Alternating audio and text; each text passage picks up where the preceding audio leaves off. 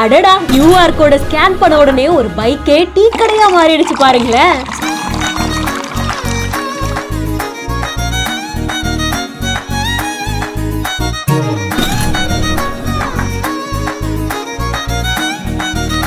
சஞ்சய் அப்படின்ற இன்ஸ்டாகிராம் பேஜ்ல தான் இந்த வீடியோ போஸ்ட் பண்ணிருக்காங்க. ஒரு பைக்கை மாடிஃபை பண்ணி பின்னாடி ஒரு QR கோட பிரிண்ட் பண்ணி ஒட்டியிருக்காங்க. ஸ்கேன் பண்ண அடுத்த செகண்ட் அது ஓபன் ஆகி அதுல இருந்து டீயோ காஃபியோ ஏதோ ஒண்ணு வருது.